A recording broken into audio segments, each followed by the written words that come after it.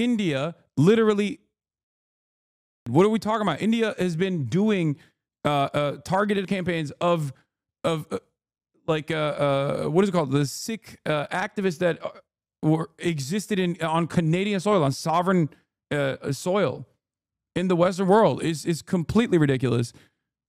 Yo, Xilax with a 3,000. We're almost, oh my God, we're about to hit 200K.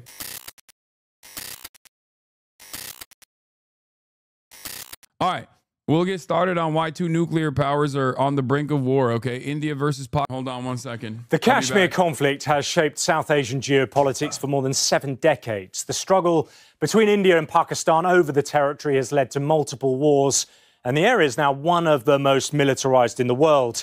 India and Pakistan are once again on the brink of all-out war, but to understand the present tensions, you need to go back in time. Let's rewind to 1947.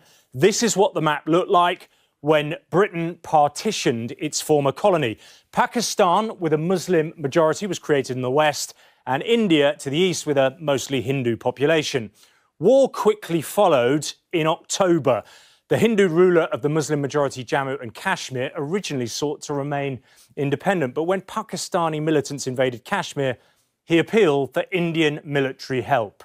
The ensuing war lasted until an armistice was implemented on the 1st of January 1949, splitting Kashmir into 2 parts. Tensions continued, though, with the Second Indo-Pakistan War in 1965, again over a border dispute, and the last conflict in 1999. But by this point, both countries had gained atomic weapons, raising fears of a nuclear confrontation. Since then, both sides have continued to face off over Kashmir, with accusations of Pakistani support for something Islamabad denies. The Mumbai attack was by far the most devastating, known inside India as its 9/11. In 2008, 166 people were killed over 4 days when 10 heavily armed gunmen arrived by sea from Pakistan, unleashing a coordinated wave of... The latest confrontation began 2 weeks ago after another barbaric attack, this time in India-administered Kashmir. A popular tourist destination was targeted, 26 people killed. One assailant reportedly told a survivor, "Go tell this to Prime Minister Modi." The calculated targeting of tourists appeared designed to provoke a strong Indian response. The attack was blamed on a group calling itself the Resistance Front, and it has links to Lashkar-e-Taiba, the same organisation behind the Mumbai attacks. India has long claimed LET is used as a proxy, something Pakistan denies. It says New Delhi has failed to show any evidence of complicity. India says its response has been measured and is not escalatory. But by striking compounds in the Pakistani heartland of Punjab, it's not being seen that way by Islamabad. Pakistan is calling the air strikes, and the main worry for the world and the region are the nuclear missiles aimed at each other. Pakistan has around 170, and India has 164. But even if the tensions are dialed down, as we've seen throughout the history, the underlying causes of the Kashmir dispute, steeped in unresolved colonial legacy, will remain and could break out at any time. Moving on to other news today that we have to get to, including new fighting between 2 nuclear-armed powers, India and Pakistan. We are now seeing the damage after India bombed sites inside Pakistani-controlled territory last night. This was in response to a recent... Check my previous messages. This is a huge oversimplification of Kashmir. Hari Singh basically treated the Kashmiris as serf slaves, as I mentioned last time I was on the show. Yes. Arun and myself had a long conversation about this. You can find it on my YouTube. It was very enlightening. It was very informative. And it was also contrary to what you normally see.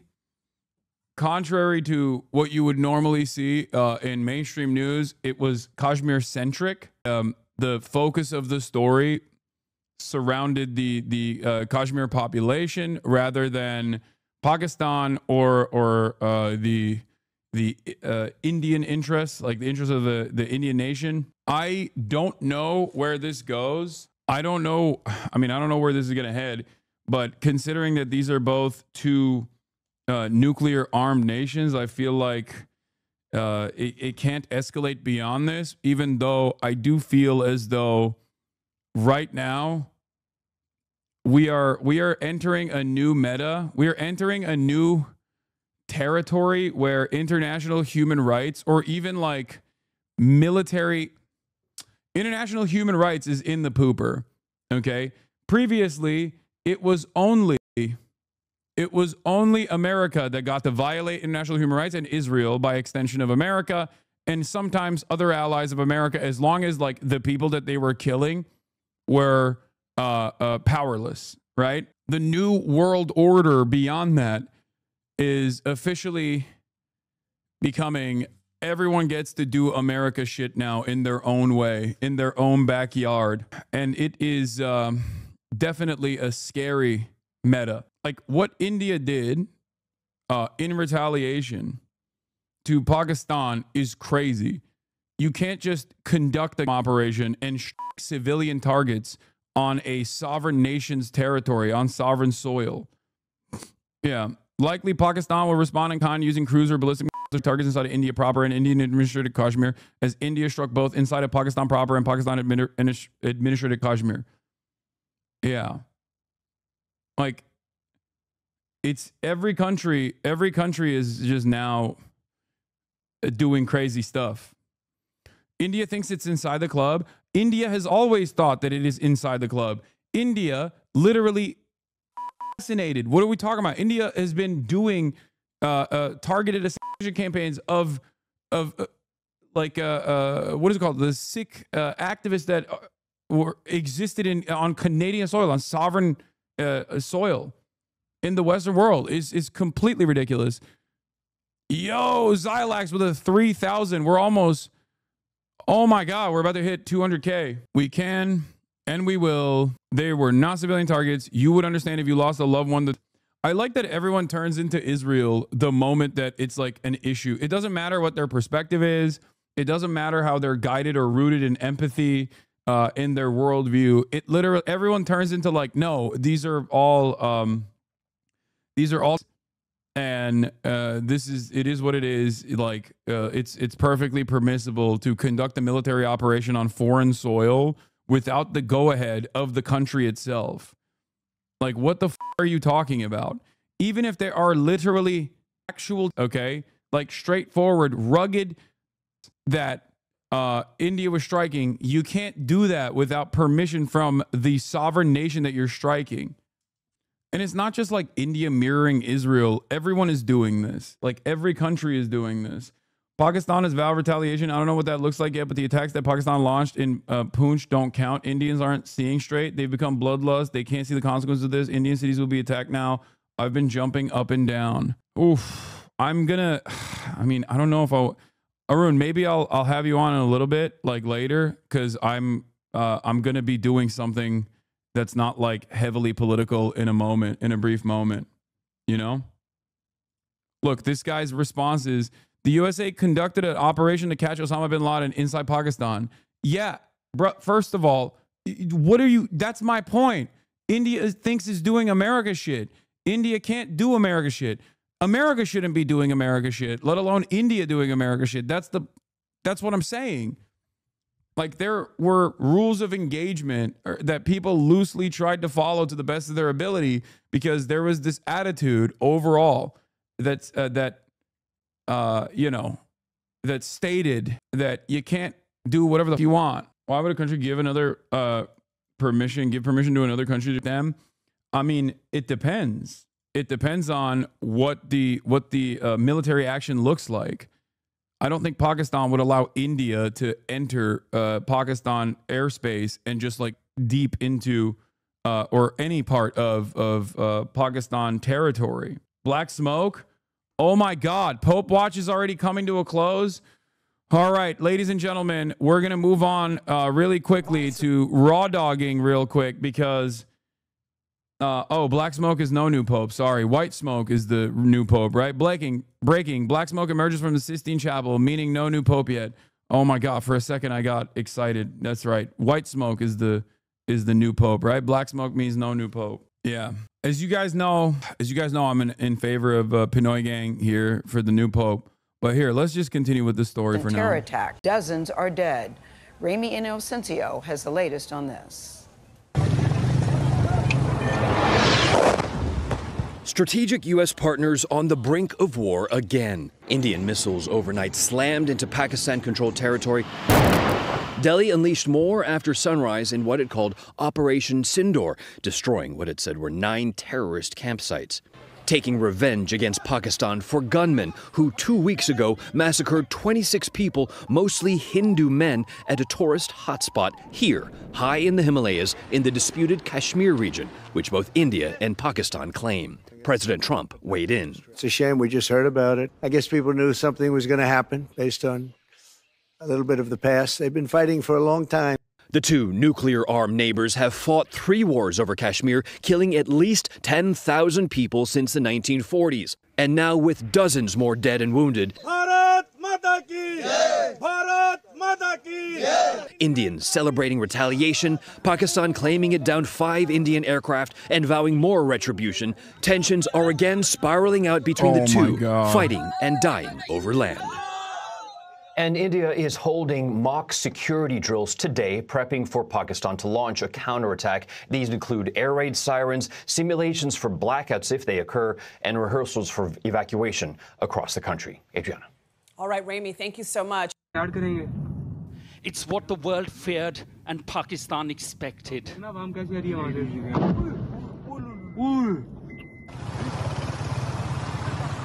Loud explosions filled the sky in the early hours of the morning in Pakistan's controlled territory of Kashmir.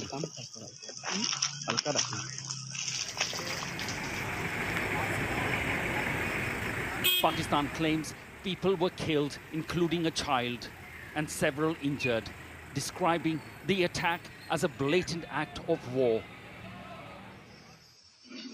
India says they hit terrorist infrastructure.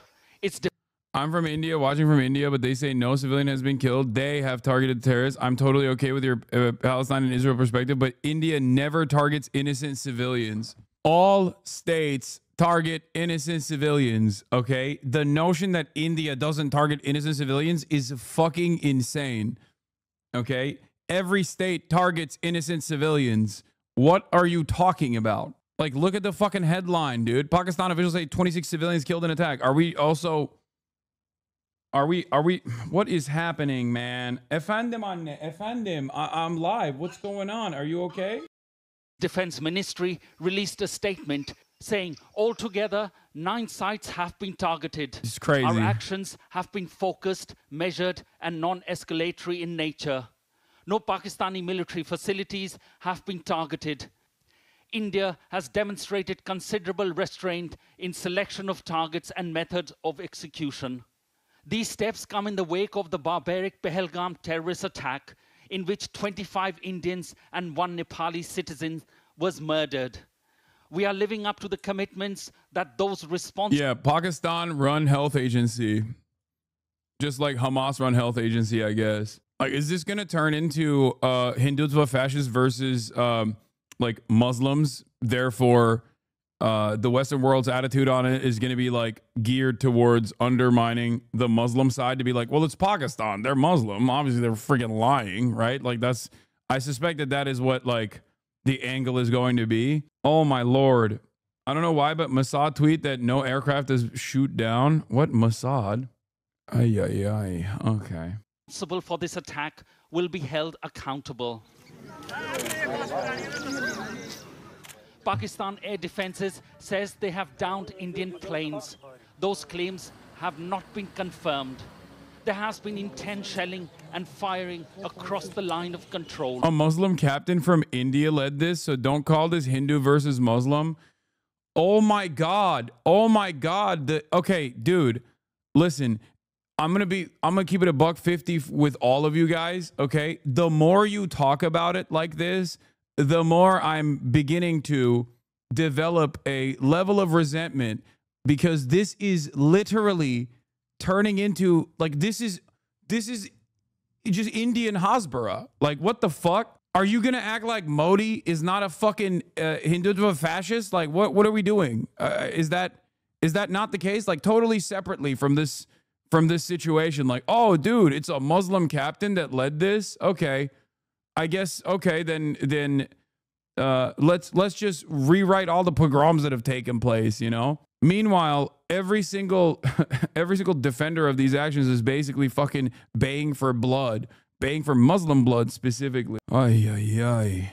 What? You're really going to ignore Pakistan's strategy of sponsoring these groups, which was actually taught to them by the USA Daddy against Soviets in Afghanistan? No. The former defense minister, I believe that was his title, openly admitted to that. Okay? Both of these countries do the exact same thing where they try to instill separatist movements. The ethno-nationalist slogan for Indian Hindus was literally trending on Twitter last night. She's about to get mega fashy real quick. Oof. Pakistan has a right to respond. Pakistan will respond. As I've said before, we had an apprehension that India will attack. Pakistan has never struck first, but we have the right to self-defense. Kashmir is the crown over which the two nuclear-armed neighbors have fought several wars and are in a perpetual state of tension. These attacks can soon become a flashpoint that the world needs to be worried of its consequence. Well, Neville joins us live now. Neville, I guess the first question is put in context for us the scale of military engagement we've seen in the last 24 hours. Well, this is a sort of a nuclear flashpoint. Kashmir has been called that. The two nuclear-armed neighbors have had several wars over Kashmir. There's been skirmishes. There's been sort of eye-to-eye, eyeball-to-eyeball military soldiers looking at each other, and along the 740-kilometer line of control in Kashmir, there has been. The Pakistan-based leader of a militant group has said 10 of his relatives have been killed in a missile strike by India. Doesn't attack citizens, by the way. Yeah, I know. A chatter actually linked this to me to say, no, this is confirmation that they are only striking terrorists. Ironically enough, they didn't realize that this is actually a confirmation that they're not only striking terrorists, that they're actually killing civilians. Okay? This only works if you are like, oh, well, they're relatives of militant leaders. Well, I guess they're fucking, open targeting now. Like, I guess they can do that then. You can just die. It's fine. Oh my God, my whole family is fucking calling me. What is happening? They're literally all around the planet. So they have very different, they're in different time zones. So they think that, I'm supposed to be flying right now. And they just think like I'm not live. And they don't check to see if I'm live. And they just keep calling me to be like, when are you landing? Oh my Lord.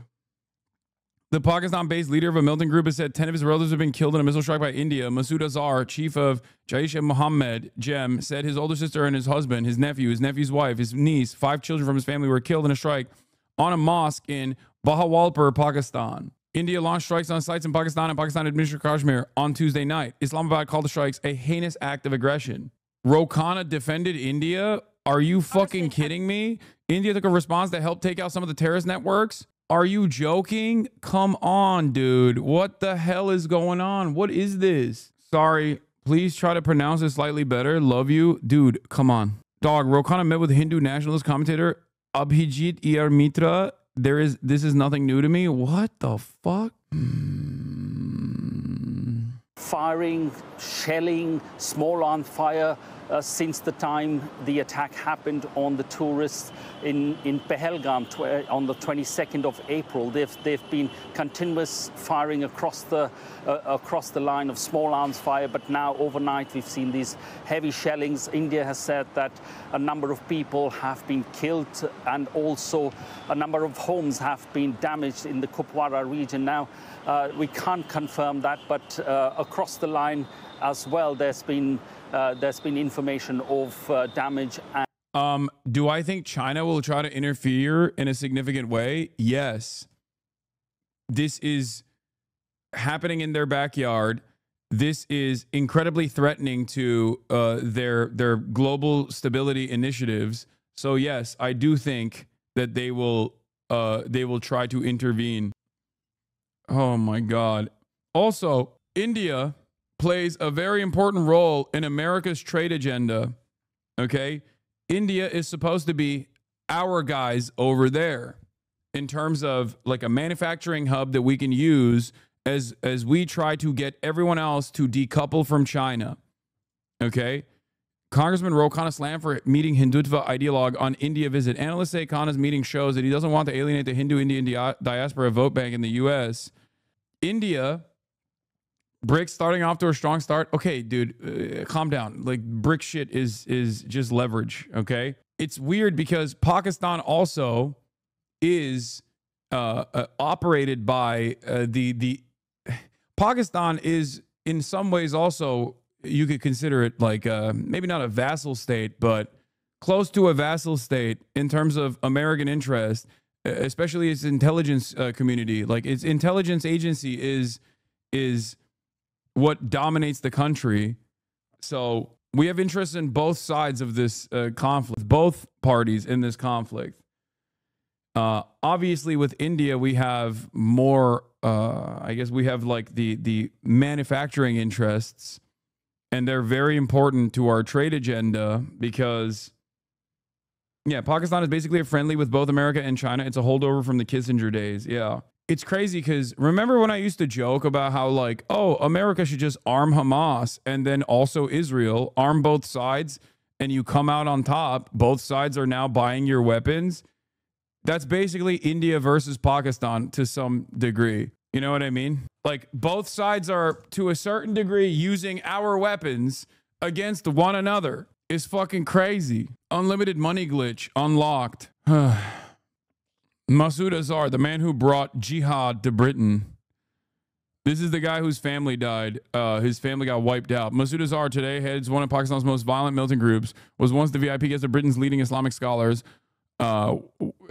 He's, I don't know where he is, but I suspect that regardless of his like fundamentalist attitudes or whatever, you probably shouldn't be able to wipe out his entire family at a mosque, considering that, you know, this is just his family. There's children.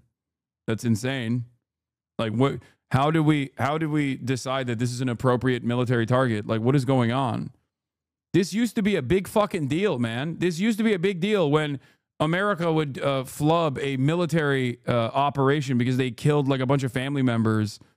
And now the metrics are all out of whack where it's like, yeah, you could strike a mosque, kill an entire family. It's good. You call them terrorists and move on. What the fuck? Also, it's not just a Hindutva fascist thing, to be fair, because I feel like, I mean, I read a report from the Communist Party and they also authorized this military strike. And I thought those guys were at least supposed to be a little bit more critical, even though Arun had told me that they were not. And they certainly were not critical about this this counterterrorism military operation. You know, don't get me started on CPIM. Yeah, we're gonna have so many 9/11s in 10 years, man. Too many sites of blowback.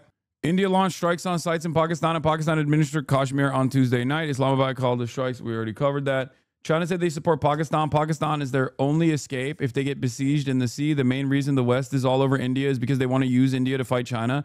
I think so too.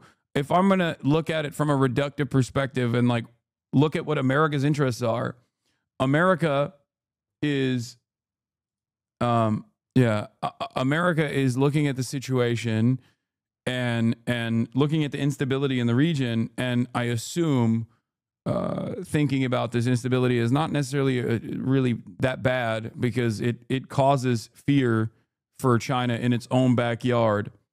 Long before any of this, CPIM was throwing out people to the party for disagreeing with India committing war crimes against Tamils and killing of civilians. Now, it has been escalating, this tension between the two countries after the killing of the 26 people in Pahalgam on the 22nd of April, and since then, the country here is angry. They have been asking for some sort of revenge, and we've heard from Prime Minister Modi in several of his public statements saying that the perpetrators of that horrendous attack will be punished, and their backers, and they will be sought till the ends of the earth, and they will be punished. And we've seen that happening, and sort of the retaliation coming overnight in the Kashmir region. The difference this time from the 2019 surgical strikes in Balakot in Pakistan-occupied Kashmir, which India had conducted, this time there has been a bit more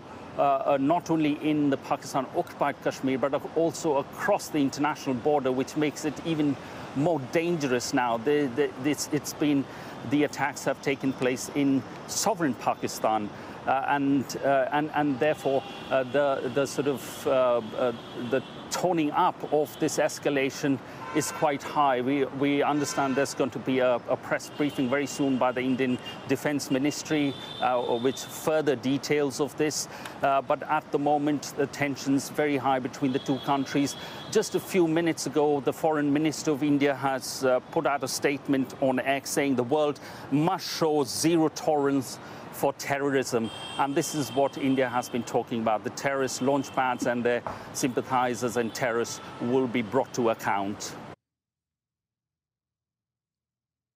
Just received confirmed reports that India has attacked civilian targets, including a mosque and residential accommodation on 5 locations in Pakistan.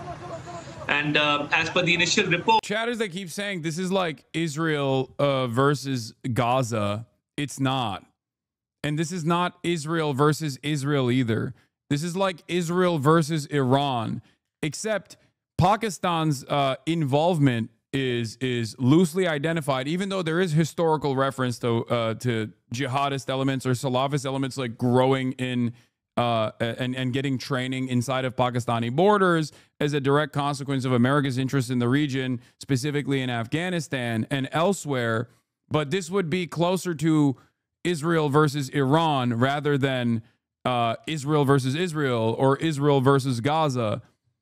Okay, so in reductive terms, it's an infinitely more terrifying prospect considering that these are both nuclear powers. Okay, it's not even Israel versus Iran because Iran has a more direct line for logistics and training for all of the militancy against Israel and against the United States of America in the region, as opposed to Pakistan literally trained Islamist militants and killed the leftist movement in Kashmir. That's why the Kashmir military groups are right-wing fundamentalists. Yeah, it's describing things to Americans. Imagine the few countries you know. Yeah, don't worry. I'm gonna start using burger analogies in a second too. Okay. Why would India do this? It's partially because from their perspective, okay, one, obviously they have a lot of smoke for Pakistan in general, but from their perspective, they look at Pakistan as a unlimited training ground for separatist movements and fundamentalist movements that can get involved in militancy and then sometimes engage in direct attacks inside of India, or as it happened this time around, Indian administered Kashmir, or in Kashmir specifically, where there was a heinous attack directly on tourists of Indian descent. I can't explain it in burgers. I can't. Putting the context of Israel or Iran here doesn't make sense. I don't know why people feel the need to constantly put things in the third world in terms of popular in the first world. Well, that's how analogies work. You have to use an example that's like closer to people's understanding, considering they don't know anything about India or Pakistan. Anyway. There are casualties, including women and children. The detailed damage assessment is being done, and Pakistan has a right to respond. Pakistan will respond. As I've said before, we had an apprehension that India will attack. Pakistan has never struck first, but we have the right to self-defense. And the way civilians have been targeted. Like, from what I understand, this attack happens in Kashmir. The Pakistan position is that they condemn it, okay? But India is like, it doesn't matter if you condemn it or not. You're fucking training these guys. We demand blood. India moves on and actually strikes both in Pakistan-administered Kashmir, Pakistan-controlled Kashmir territory, and then also inside of Pakistan, which is a severe escalation. And now Pakistan's like, well, what the fuck was that? Like you just striking inside of Pakistan territory. Like that's, you know, ridiculous. So now they will most likely also retaliate.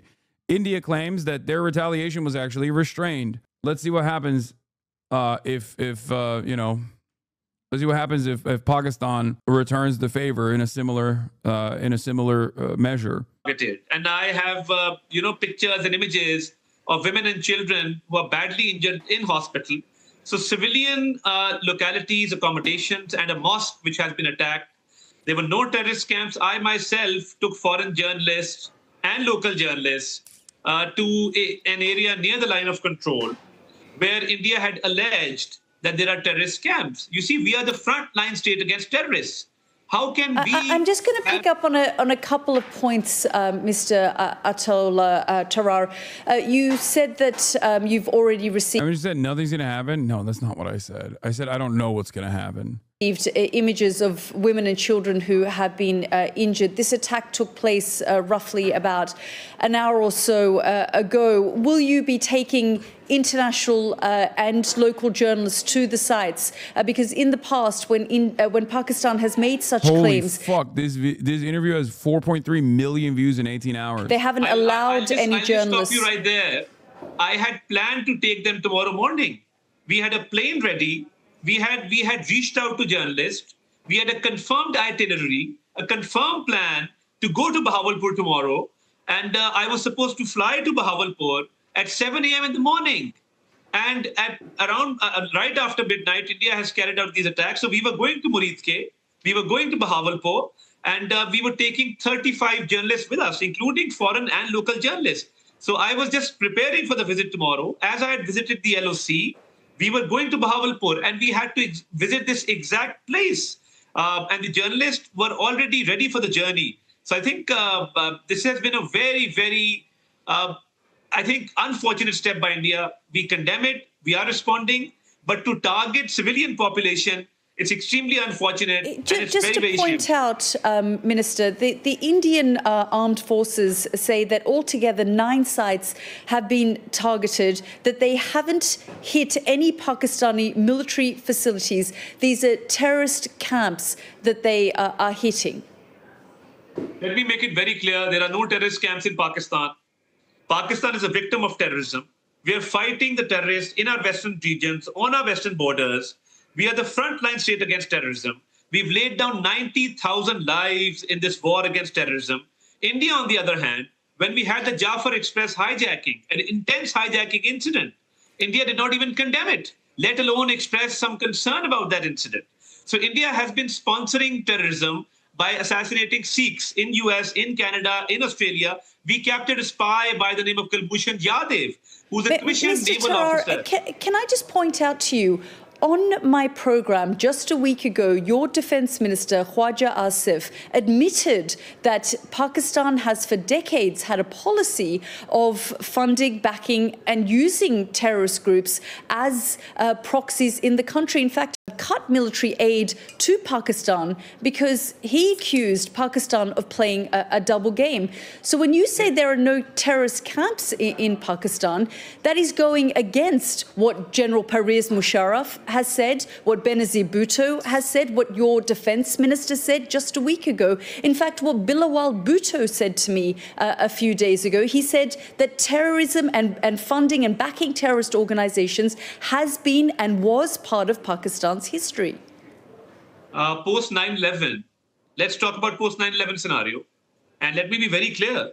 Post 9/11, Pakistan was the frontline state, and we still are the frontline state in eliminating terrorism. You see, when we are the guarantors of world peace, because we are a wall between the terrorists and the rest of the world. I would like to invite you to Pakistan to come and see the circumstances. I have been to Pakistan, sir, and we know that Osama bin Laden was also discovered in Abbottabad in Pakistan. So these accusations on Pakistan, including your defence minister making the admission, is there, and that is why part of the reason... What the defence minister was referring to, I think he's been misinterpreted. You see, there was a Soviet invasion back in the 80s, and obviously we were countering the Soviet invasion at that point in time. That's part of history. And we were allies of the US. So post 9/11, the scenario changed completely. And Pakistan made a lot of sacrifices. Pakistan is still laying down lives against terrorists. Even today in Balochistan, there was a terrorist attack. We lost 7 soldiers. So you see Pakistani politicians, Pakistani soldiers, Pakistani officers, Pakistan. Defense Ministry has said they're ready for an all-out war. Oh, fuck. As an Indian that agrees with your take, what do you think in your eyes is the best way for India to handle this conflict? I don't know. I don't know. But it's definitely not escalation. It revolves around de-escalation. It's always de-escalation. India is a huge supporter of Russia and buys Russian oil and buys the majority of its weapons from Russia. No, I know. India is in a very interesting place where it's a mediator for, it's basically like a holdover state for, as a Russian proxy, is a holdover state for Russian goods to flow into and Russian energy to flow into the rest of the world. And they're also simultaneously a very valuable nation state for manufacturing for Western interests, especially if Western interests, as Donald Trump has stated, is to remove ties, from China, is to remove the rest of the world and the global partnerships that have developed over the free trade agreements that have perpetuated in the past couple of decades to reverse their decisions and to move away from China. If you want to move away from China, you have to go to India. The ball isn't in India's court right now. It's in Pakistan's at the moment. As far as I know, Pakistan hasn't properly responded yet, and it seems like Pakistan has absolutely vowed retaliation. Yeah. I don't know enough about Pakistan military history. I don't know enough about Indian military history. Like, this is not an area of expertise of mine. I'm the first to readily admit this. I mean, I know about militant training inside of Pakistan. I know about separatist groups that India also trains as well. And I'm familiar with that stuff, but I don't know how restrained Pakistan will be. I don't know how restrained I don't know what the accurate historical references that I can point to say, this is how they've operated in the past. This is how they will operate in the future. To make these sorts of speculations. I don't know how the conflict could get resolved in this situation. Like, people are talking about how Pakistan has already retaliated by breaching LOC and killing civilians in the Poonch district. I haven't seen the information coming out of that yet, but I suspect that will not be considered the retaliation. I suspect the retaliation will be a similar airstrike.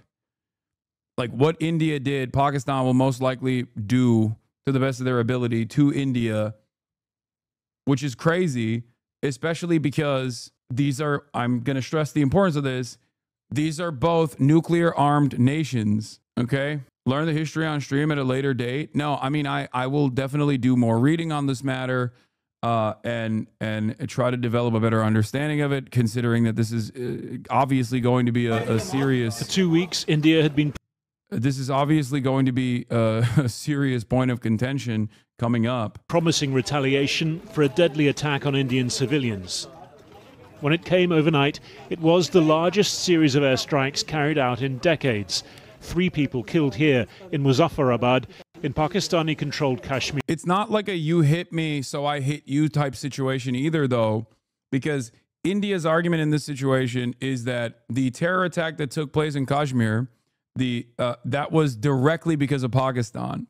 And as far as I understand, they have not shown like any sort of direct evidence as to, like, the only evidence that they have in this interview, as she's trying to draw out of this dude, is that Pakistan has historically armed Mujahideen, and they've admitted to that as well. Like, on this program on Sky News, former defense minister, I think he was a former defense minister, like, openly admitted to it. But he was also talking specifically about America's interests and how this is like the arming and the funding and the training of fundamentalist groups was done at the behest of the United States of America. And I don't know if he was trying to point to that last week or 2 weeks ago at this point, to say this is happening with the approval of the United States of America. Do you see what I'm saying? This was the very important moment that took place. This was a major fucking major moment. You do admit, sir, that Pakistan has had a long history of backing and supporting and training and funding these terrorist organizations. Well, we have been doing this dirty work for the United States for about 3 decades, and West, including Britain. So yeah, he says, he basically says, like, we've been doing this for you guys. So I don't know if he actually, it's not that crazy to admit that. It's, first of all, total and utter vindication once again, if you recall. For the blowback understanders, for the blowback enjoyers, blowback podcasts and blowback as a concept in general, this is what he's talking about. Okay. It's just the truth. But as it pertains to this current situation, I don't know if he's saying that to just talk about the hypocrisy of the Western world, or if he's simply trying to point to the fact that this was not done. This was done with Western supervision, if that makes sense. Or if he's simply abdicating responsibility away from the hands of Pakistan to say, what do you expect was going to happen? You made us train these fundamentalist elements in the region, and now they're, running rampant. There's multiple different directions that he could be going with that revelation, right? Direction number one would be to imply that this was done with Western oversight, that this attack was conducted not with Pakistani oversight and Pakistani directive, but instead with Western oversight. Another direction this could, another thing he could be mentioning is that like the Western world made us train these people, made us do their dirty work for decades, and now they're running rampant again to abdicate responsibility away from Pakistan in this regard. Those are the two different directions that that I suspect he was going with. There's China and what their interests are in terms of stability in the region.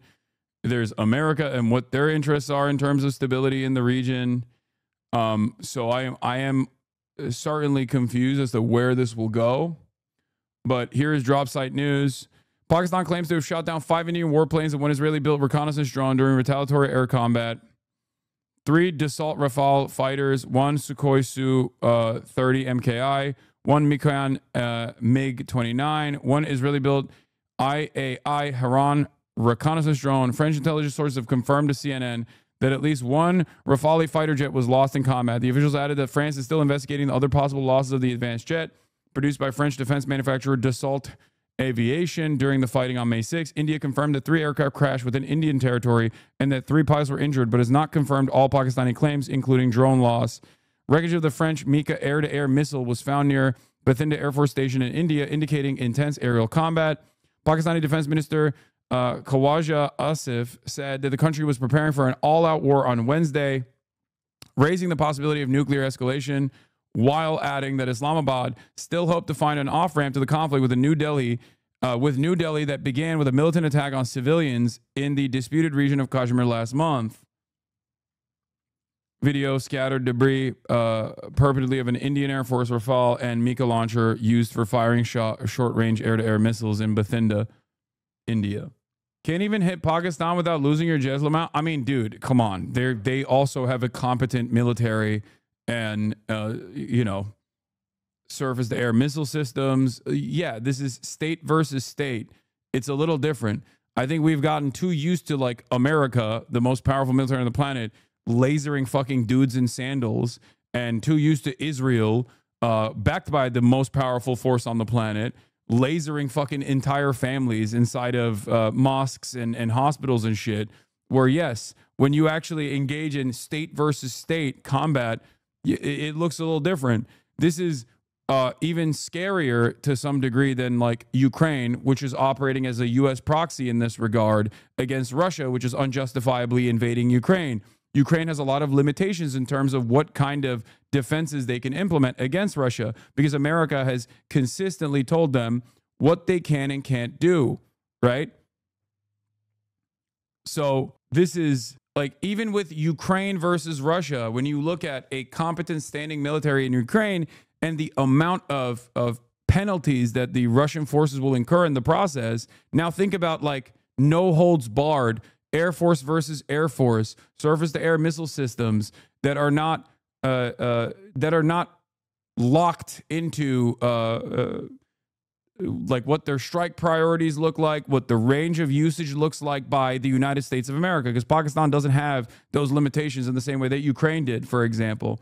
There's evidence that it was Chinese air-to-air missiles fired by Pakistan that shot down the Indian jets. Confirmed, Pakistan used Chinese long-range air-to-air missile PL-15E against India. Parts of the missile fell in Hoshiarpur, Punjab, India. Photo first and second provided by Indian media. The PL-15 has a range of 200 to 300 kilometers for the domestic version and about 145 kilometers for the export variant used by Pakistan. It reaches speeds over Mach 5 using a dual-pulsed solid propellant rocket motor and features advanced guidance with an active electronically scanned array, radar seeker, and mid-course data link support. The PL-15 is a cutting-edge missile that significantly boosts Pakistan's beyond visual range air combat capability. Chinese stocks rose sharply after display of apparent efficacy in India-Pakistan aerial confrontation. Pakistan and China jointly produced several. To be honest, regardless of the aircrafts, Pakistani pilots were always really good. During the Arab-Israeli wars, Bangladeshi and Pakistani pilots shot down several Israeli jets. Very underrated force.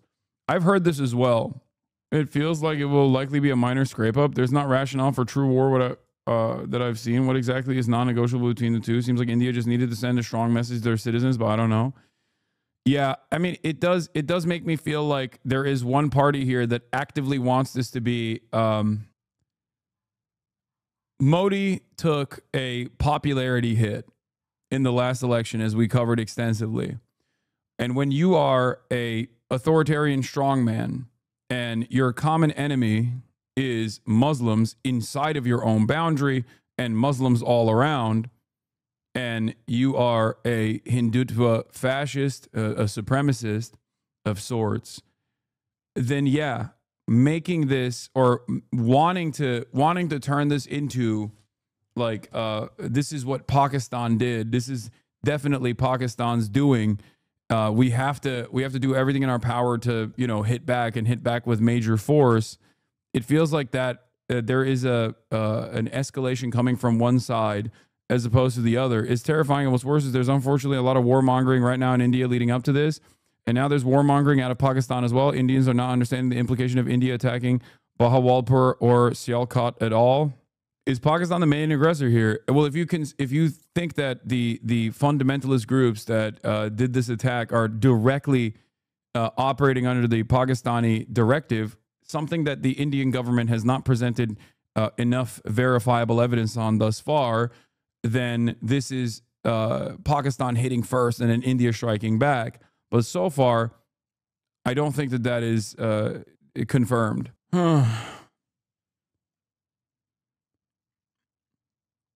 Like the fact that they struck inside of it's like if Pakistan airstruck the Taj Mahal in Agra. Like the fact that they struck inside of Pakistan is an escalation for sure. Like it moves the conflict beyond occupied Kashmir territory. That is in my opinion, that is a severe escalation. And this is the Pakistani defense minister responding to what they will do, vowing revenge. At this point, I mean, is further conflict on the horizon? Are you concerned about a direct conflict, a war at this point? Yeah, there is a possibility of this conflict, expansion of this conflict. Hasan, you can't go to Houthi jihadists, Pakistani jihadists. What? What is this guy fucking saying? Hasan, now can't go to Houthi jihadists, Pakistani jihadists, Gaza jihadists. Where will the cheerleader for jihadists next? Dude, you can't even fucking write. You can't even write anything. Like, you just got so horny to be like jihadists in Gaza jihadists. Yeah. Houthi jihadists and Gaza jihadists. That's right. Into a full-fledged war, which we are trying to avoid. But last night, they crossed the international boundary, international boundary, and control line. Like, calling Zaidi Shias and a nationalist emancipatory movement and a nationalist emancipatory militancy jihadists is so funny, because you basically are openly recognizing, openly admitting that your position is they're just Muslim. That's it. There are no differences between Muslim groups. The entire Pakistani nation is also Muslim and therefore jihadist. Everyone is a jihadist. Like, it's basically a more appropriate but still very racist substitute for calling them sand N-words or something. You know? It's insane. So the other two are, they involve disputed territories. But crossing the international boundary, this is the clear-cut violation and invitation to expand the conflict, and maybe, convert it into something much more wider and much. So for the record, also, this isn't like a good dude either. Okay, I'm not gonna sit here and be like the Pakistan position here is the appropriate one, correct one. I'm not saying that either before people freak the fuck out. It's just that India has escalated. That is just a fact. India escalated and brought the conflict into Pakistan borders beyond occupied Kashmir territory, and in doing so severely escalated this conflict. And they did it without revealing any, as far as I've seen, and I might be wrong, but I don't know if they have like verifiable, confirmed evidence as to a direct involvement from Pakistan beyond saying, well, these guys train inside of Pakistan's boundaries, and that Pakistan lets these dudes loose on Indian territory. Does that make sense? Of the 9 Indian airstrikes conducted in Pakistan earlier today, 8 targets were revealed in India's official press release. These locations have since been geolocated and mapped in visual, providing an insight into the cross-border operation.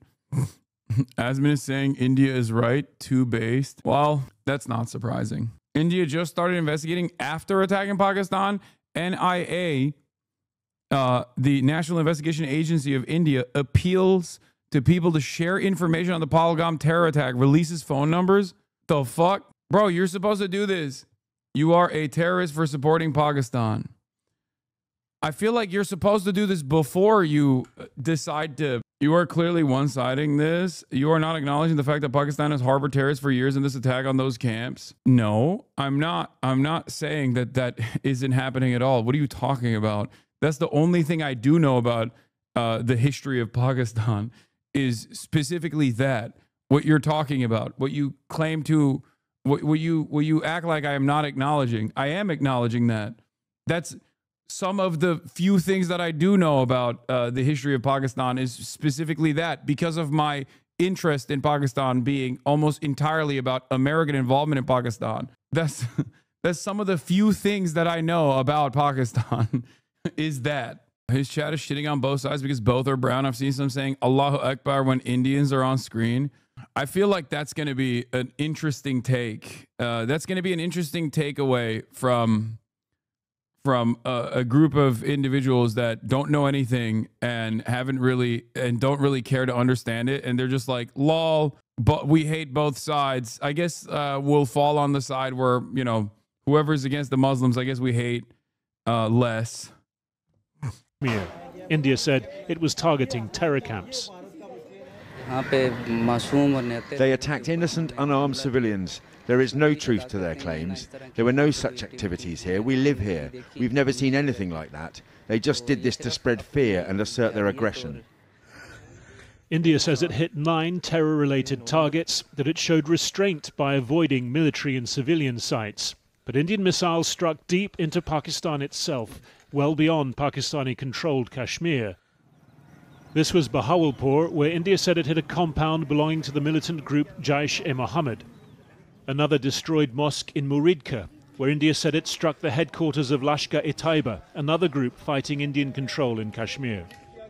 These actions were measured, non-escalatory, proportionate, and responsible. They focused on dismantling the terrorist infrastructure and disabling terrorists likely to be sent across. Bombing a religious site first day is insane, brother. India does that inside of its own borders too. So that's not, let me tell you something, okay? That's a favored classic for Modi. So it's like, you can't really, that's a thing he's gonna do. To India. Yeah. But with burials India has done that to its own Muslim population inside of its own borders. So it's not shocking to me that they would do so in Pakistan as well. So, you know, at least I know about that. Taking place today after the strikes in Pakistan's Punjab, the heartland of its powerful military, India has delivered a blow to which Pakistan is promising a commensurate response at a time and of a means, it says, of its choosing. At the same time, it is already claiming a win, saying Pakistani planes shot down 5 Indian military jets inside their own airspace. The Pakistan Air Force was on full alert and our jets did not cross the borders of Pakistan. As soon as the Indian planes released their payloads, suddenly our Air Force pilots swooped down on them and shot 5 of their planes, including 3 Rafale jets. And they fell in Indian-controlled Kashmir. The two armies also exchanged artillery fire across the line of control in Kashmir. As many as 13 Indian civilians reported killed, along with at least 6 people on the Pakistani side of the de facto border. This major escalation in a decades-long conflict, catalyzed by the gun attack last month that killed 25 Indians and 1 Nepali national at a beauty spot in Indian-administered Kashmir. India's right-wing nationalist Prime Minister Narendra Modi, shown in muted images addressing his cabinet today. Here's the task, steering this nation through the most serious escalation. Bro, some Hindutva YouTubers are going to be obsessed with you now. Oh, God damn it. I'm sorry. India #1, please don't come after me, please. India #1, not even, no one else is even #2. It's #1, please. Please. Oh, my God. I'm going to get fucking, I'm collecting enemies from virtually every country and every group of right-wing, literally everywhere around the planet. You know, I'm just catching smoke globally. In years with its rival nuclear power. Mirror images in Islamabad. Shahbaz Sharif with his grim-faced national security team. Both India and Pakistan fielding international calls for restraint and de-escalation. Both sides also aware of the domestic demand for action and strength. I wonder if they'll post this and be like, this is anti-Indian racism. They'll be like, these guys are engaging in heinous anti-Indian racism to hit the Israel line. You know what I mean? Protesters in Karachi today calling for retaliation against India. You don't understand the numbers. You think Americans are dumb. Think 3 times the population in India will come after you. No, I know. I know. And across India, civil defense drills in preparation for a possible attack. The likelihood is that a further Pakistani response would be against Indian military targets. The task for both countries now, delicate calibration of blunt military might, enough for deterrence and national pride, stopping short of full-scale war. The region entering a period of genuine jeopardy. Well, earlier I spoke to Tuhin Sinha, spokesman for the BJP, that's Prime Minister Narendra Modi's party, and I asked what he thought India's strikes had achieved. Well, ideally, it was the responsibility of Pakistan to take the kind of action that we did. It's a shame. Pakistan today is a global embarrassment. The fact that we had to enter another country and act against terrorists who had been given a free run shows that Pakistan was complicit in encouraging these terror activities, and which is a point we have consistently been making to the entire world. Don't you think India needs to provide the evidence that the Pakistan government was complicit, provided, which it hasn't provided yet in the last 2 weeks? It doesn't matter. From 3 decades, from the last 3 decades, this is not the only attack which has been sponsored by Pakistan. 2008, there was direct complicity. What did Pakistan do? Did Pakistan even try to address the issues we had raised? Yes, but do you think evidence needs to be provided? We have given. It doesn't matter is crazy. Like, I'm sorry. You have not provided evidence for the complicity of the Pakistani government. And his response is, it doesn't matter. That is insane. Please chatters. Maybe it's an ESL thing. First of all, no, he is very competent with the English language. What are you talking about? Okay. Like, no, he is actively going, nah, don't care. There's plenty of evidence. There's plenty of evidence in my mind, and that's it. It is also shocking that the ruling party's attitude to crossing a severe boundary. Welcome to India, Hasan. Our politics is somehow more cooked than Turkey's politics. That is an incredible thing to just openly admit in the Western media too. Like, this shit probably plays well on like the Indian version of Fox News. You can be baying for blood like this, but going on like you're not Israel. Okay, I need to explain something to you. BJP, you are not Israel. You don't have a sophisticated network of propaganda and NGOs that you have designed after looking at the failures of the South African apartheid and have created like this incredible propaganda machine in an effort to basically go on and say, of course you're going to give us all the weapons and all the money, and we're going to terrorists because, you know, it is what it is. We're fighting a war against evil here. You don't get to do that. You can't do that. Here, I'll give you a great example. Okay, Israel in the United States of America, Israeli groups are not considered. They don't have to register as foreign agents. Okay, pro-Israel groups do not register as foreign agents, whereas pro-Indian groups are registered as foreign agents. That distinction should be very clarifying. That distinction in and of itself should be incredibly revealing if you think that you can get away with saying stuff like this in the Western world. You can't. But I don't know. Maybe the appetite that people have for death and destruction, where the receiving end of the militancy or the receiving end of violent acts and severe escalations is Muslim. So maybe they'll go along with it. I don't know. Yet in the last 2 weeks. It doesn't matter. From the last 3 decades, this is. It doesn't matter. Not the only attack which has been sponsored by Pakistan. 2008, there was direct complicity. What did Pakistan do? Did Pakistan even try to address the issues? I think India is so big and has been around for so long and has its own internal caste dynamics and whatnot that they sometimes forget that, like, the way they see themselves in India is not reflective of the way that white supremacists see Indians in the Western world. It's not dissimilar to the way Turks operate, where they're like, we're above these fucking Arabs, you know? Like, I know this is a Turkish man. Let me tell you, Turks think that they have a Turkic supremacist attitude. They will get very mad when someone in the Western world says, like, you're Arab. Okay? But in the eyes of the Western world broadly, they do think you're no different than Arabs. They think you're Muslim. You're the same kind of person. What the fuck are you talking about? You're scary. Why are you talking to me? And it's the same thing with Indians doing propaganda in the Western world, where I think they are the white guys in their own country, because, you know, I don't mean like literally white in the way that you look at someone and the color of their skin. I'm saying like they are the dominant group in their own country. So they come into the Western world and think like, yeah, what are you talking about? Like, of course we're going to do this shit. Most of the white nationalist accounts are legit run by Indians, Lamau. I know. That's why it's so funny when you got all of the like defend Western civilization accounts now talking about how Pakistan must be, we must defeat Pakistan. guys with accounts like with the fucking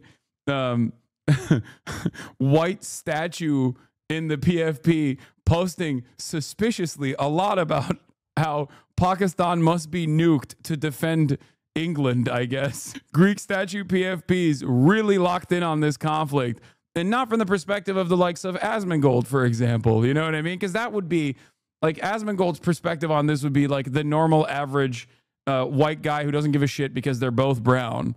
Where it's like, yeah, blow each other up. I don't give a fuck. Who cares?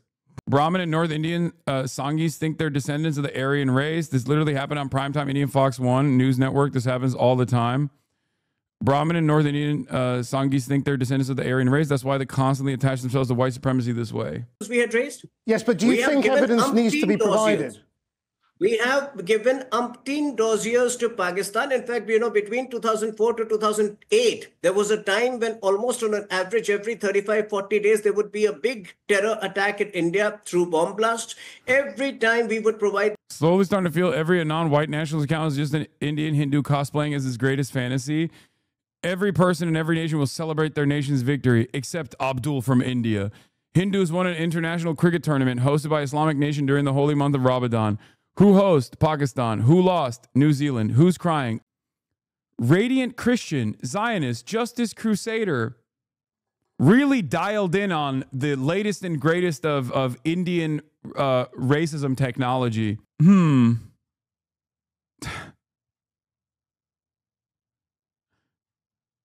It's wild. All right, let's keep going. A dossier, they would not act on it. You need to understand this is a different country. This is a new India. It would not tolerate terror activities across the border. Hey, Hasan, top donor here. Got in touch with Tiltify about the anonymization of my donation name plus comment. They confirmed that the name and comment was moderated by the charity itself. It is what it is. All good. Thanks for reading my comment to your audience and humanizing our people in Gaza, such as my aunt. She was one of the many millions of direct and indirect casualties due to Israel's criminal blockade. Keep doing what you're doing. Yeah. Thank you for being so understanding about this. I think part of the reason why they're also anonymizing the donations is because, as far as I understand, Ethan's community has created a spreadsheet of every single donation that they're tracking so that they can try and find who they are and dox them. Not sure how they would even do that. Not sure how they would even get that information. But yeah, it's they're manually adding each name per person. Yeah. Some in H3 community are also suggesting what? Someone on Kiwi Farms mentioned an old charity stream some right-wing creator did where the donations ended up all being returned because people were donating $14.88 and fucked up stuff for their names.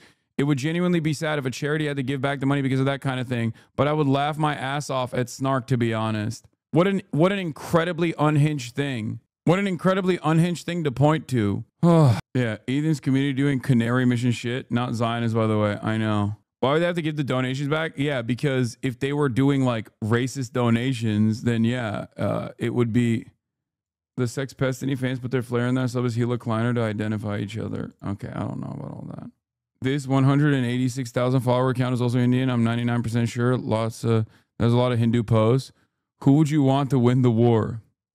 I don't know about the Hila Kleiner thing, but anyway. And whether there is concrete evidence as of now or not of the particular attack in Pahalgam, fact is that over the last 3 decades, Pakistan has not acted on the numerous occasions we provided them multiple dossiers with evidence. When do you think India will actually act on when will it start trying to cut that water off? Well, work on that has already begun.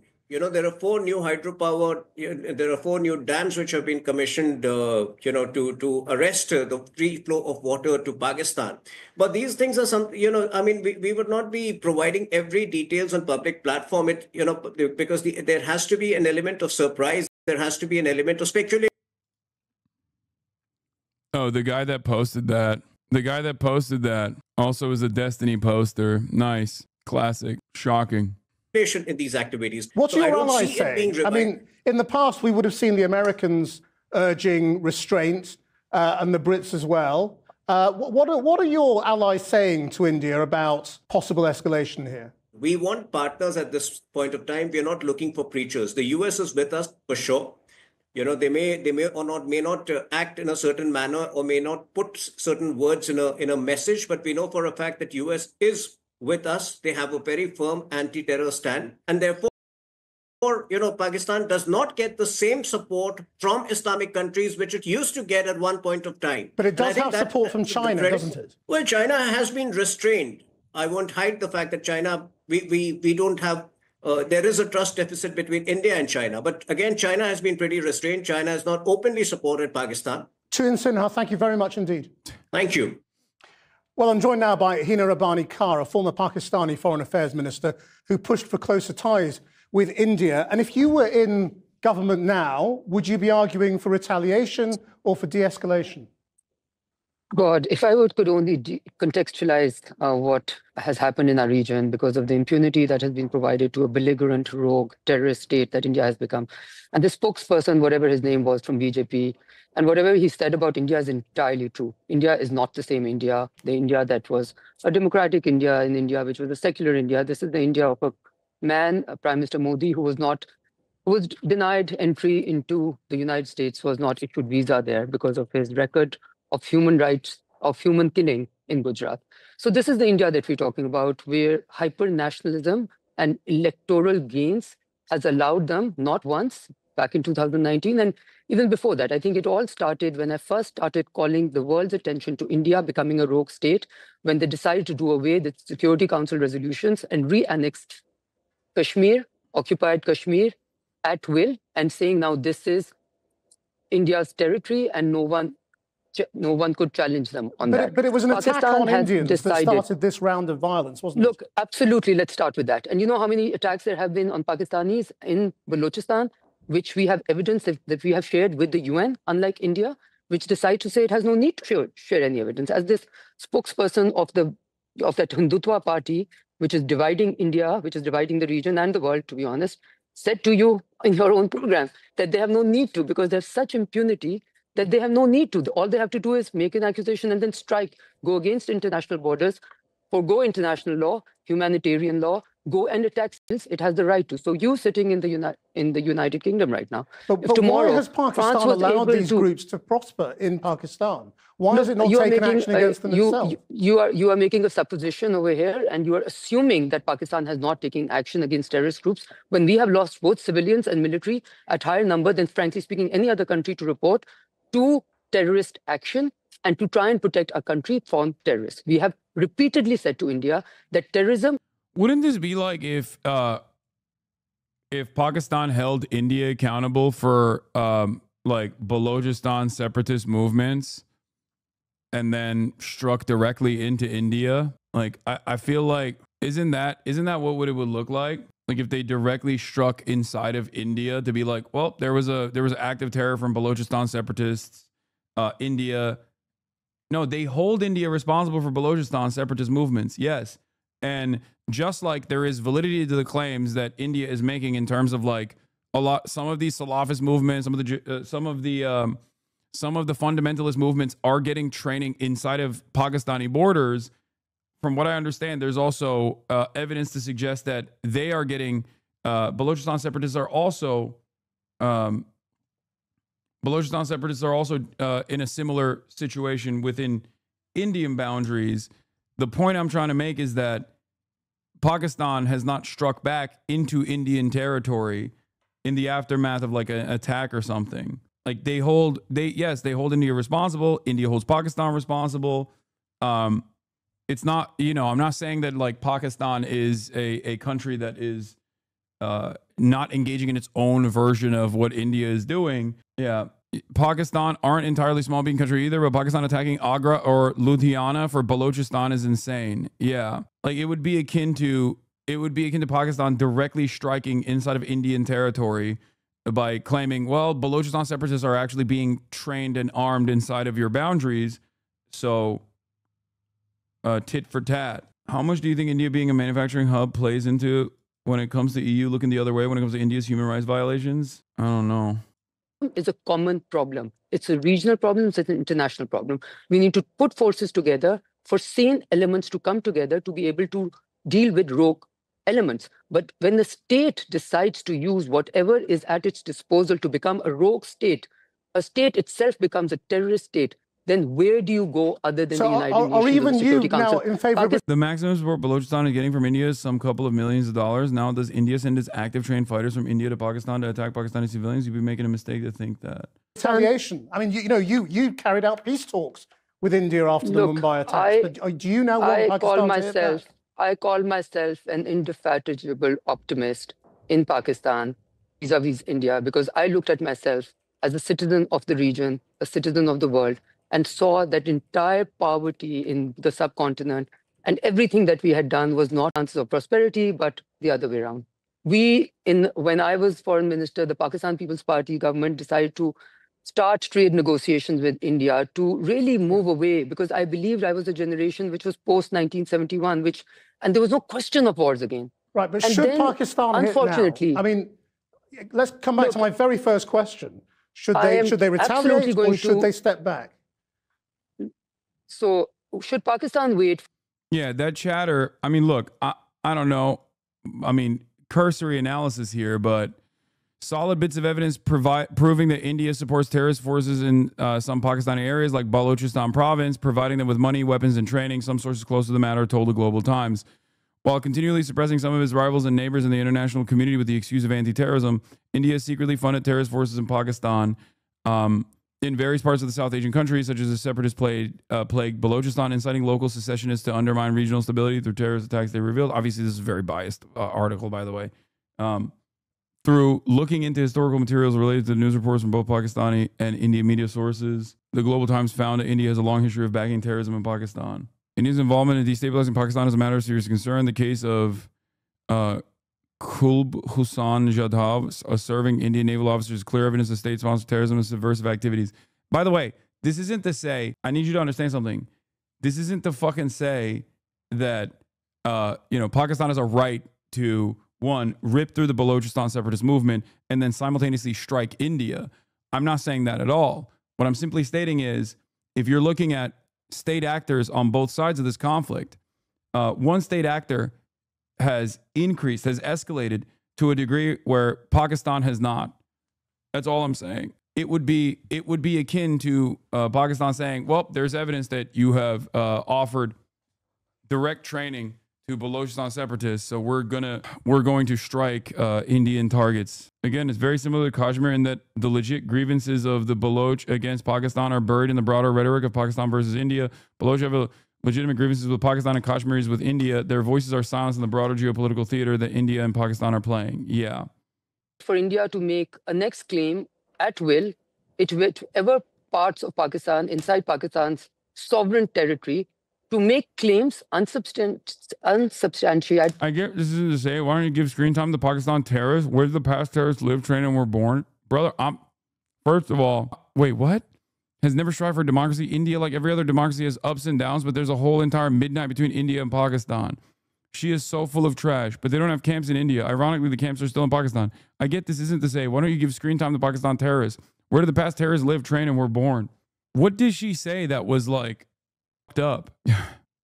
Unsubstantiated claims, and claims that they feel they have no right or no responsibility to give evidence, not only to Pakistan, but even to the international community, because the BJP, Jay Shankar, and Prime Minister Modi cannot take responsibility for their internal security, which is a result of political engineering that they have done in Kashmir in front of the world. If they cannot take responsibility, if they want to outsource all the security problems on Pakistan's name. She called India a terrorist rogue state? Yeah, I don't think that is fucked up to say. What are you talking about? Yeah, it is. What are we talking about? So is Israel. So is America. Any state that violates the sovereignty of another nation state, so is Russia. A great example of this would be Russia. Any state that violates the sovereignty of another state and strikes civilian targets is a fucking rogue terrorist state. She didn't even say India is a terrorist rogue state. I think she just said India is a rogue state. But I would go so far as to say, yeah, they're doing terrorism. Also, her analysis on the matter is putting the BJP guy in a very different light. Like she's coming across way more restrained and way more informed, instead of just simply saying, I don't give a shit that there's no evidence, no direct ties to Pakistan involvement in the terror attack that took place. Who gives a fuck? They've been doing this for 30 years. We have to get blood. Seems a little crazy to say, especially when you're trying to defend your position in the Western world by presenting yourself as like a reasonable, restrained, sovereign nation state. And then attack at will and kill civilians, women, children, send them to hospitals in large... I'm sorry, I'm vehemently anti-Modi and his agenda, but to call India a rogue terrorist state is absolutely incorrect. I mean, this severe escalation that violates all... This is a rogue terrorist action. A rogue terrorist state action. That's precisely what that was. What happened, like just like what Russia has done in Ukraine, makes it a rogue terrorist state. Tens of numbers. Which state would you recommend to lie quietly and wait for the next attack to come by these belligerent, nationalist, Hindutva, India state terrorists? I don't think you guys understand like what this is doing to previous international considerations that were basically held together by ticker tape, okay? Held together by wishes and a fucking promise that two states, especially with nuclear arms, are not supposed to directly engage in conflict with one another without like the go-ahead of either sovereign nation. Like there's a reason why countries engage in deconfliction even when they're actually fighting against one another. Like America and Russia communicate flight paths. You understand that? These are foreign adversaries that communicate flight paths with one another. Why do they do that? Why do they do that? Have you ever wondered why they do that?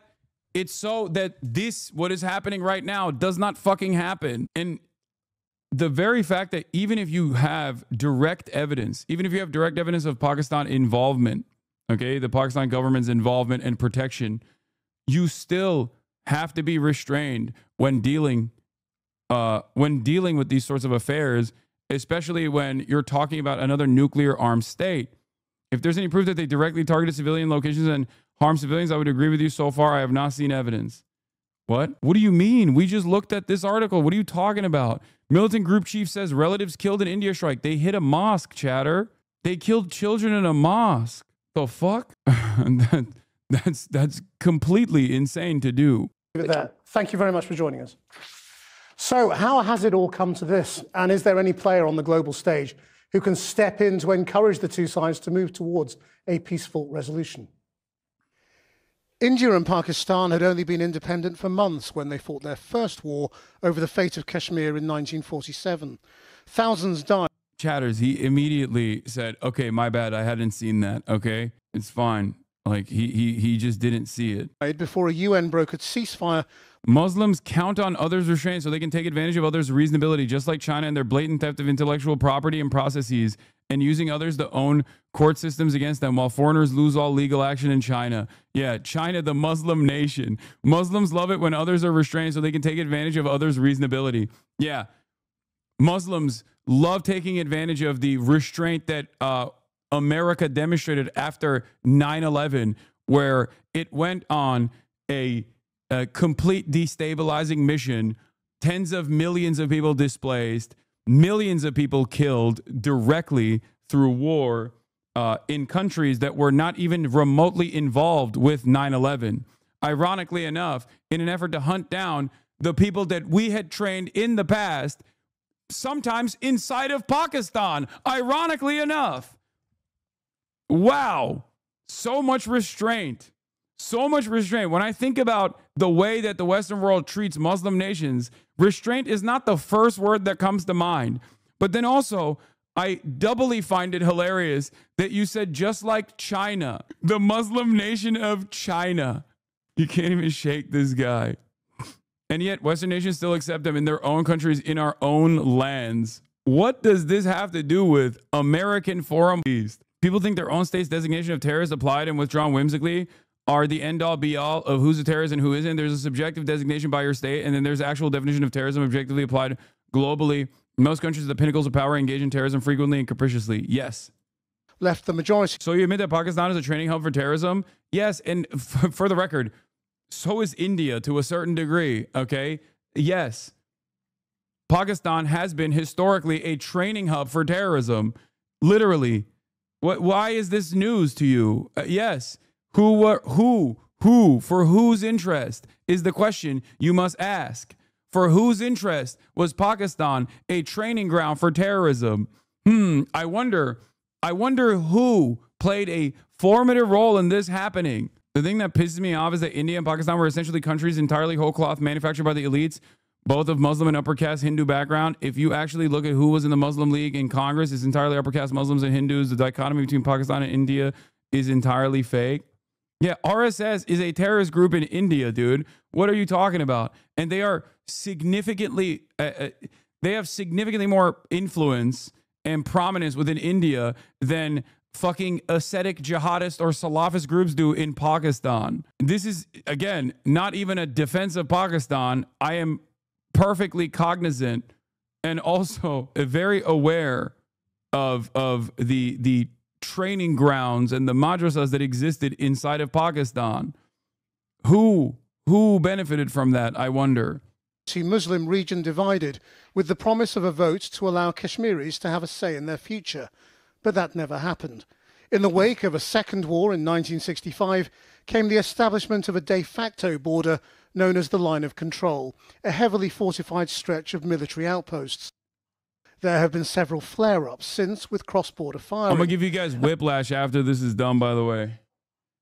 Doors open. I'm going to give you guys severe whiplash when we move away from this and have like a brief moment of solace where we do drip check and fit check and Met Gala responses, only to go back to this in a little bit, okay? Because Wisdom and Frugal Aesthetic are here right now. And I'm in gonna finish this first, 1999, and an then I'm gonna upsurge have of them fighting on. in the Kargil district lasting 10 weeks was brought to an end by US mediation between the now nuclear-armed nations. We're going to cover you on 3. After the 9/11 attacks, the United States' relationship with Pakistan became vital to its war on terror. But America's withdrawal from Afghanistan saw it drop Pakistan as a strategic partner. Now America is much closer to India, seeing it as a vital partner in containing Chinese power in Asia. I think the other big shift in the region is that China and Pakistan have also moved much more close together. China has sold Pakistan very advanced military equipment, and although China isn't necessarily willing to protect Pakistan from attack, I think it is willing to give Pakistan diplomatic cover in places like the United Nations. Normally, the world would expect America to try to mediate again. But Donald Trump is not obviously engaged with the matter. Yesterday, he claimed the two countries, who've only existed since 1947, have been fighting for hundreds of years. Well, here with me is Alexander Evans, who served as Deputy and Acting High Commissioner in both India and Pakistan. He's now a professor at the London School of Economics. Well, we've heard both sides, and pretty belligerent they are. Let's start with the initial claim. Could that first attack in Indian-administered Kashmir have happened without Pakistani complicity or knowledge? Could that attack have happened without the infrastructure that supports terrorist groups? Probably not. Do we know enough yet to know the precise details of attribution as to who was responsible and what the details were? Probably not yet. Do you think we'll get the evidence? We may, and I think different governments, India will have evidence, Pakistan will have evidence, other countries will have evidence. The question is what will be released publicly, I think, particularly in this battle for information that we're already seeing taking place. And we heard Pakistan's counterclaim that India supports Baluchistan militants in Pakistan. Is that likely also to be true?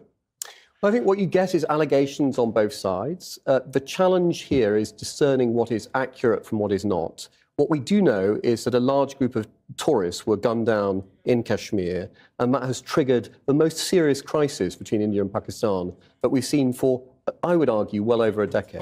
Right. Is there any external player that's relevant here?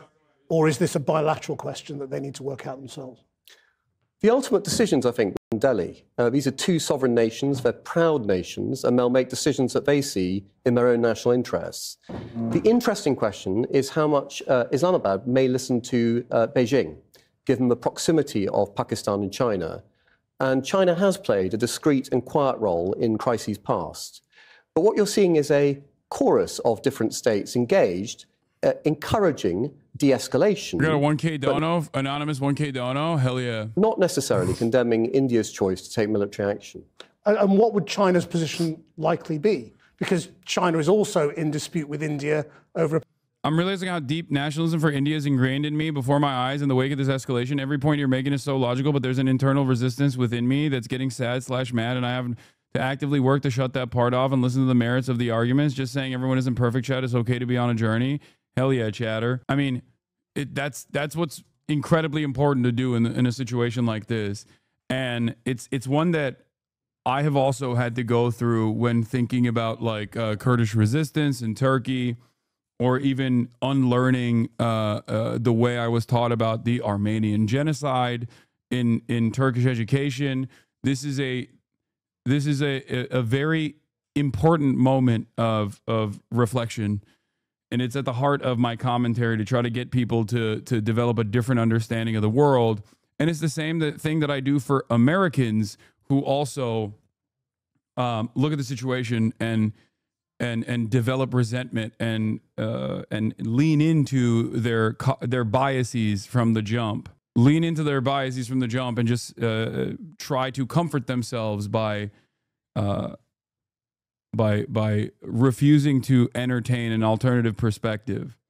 Is the Israel parallel that hard to see? It's not necessarily an Israel parallel because this is state versus state, two nuclear armed states. I was in a similar situation growing up. I had to unlearn all the Indian nationalism and the Pakistani hate and Islamophobia that I was inundated with. It's a long process, but I hope I can help my fellow Indians get there someday.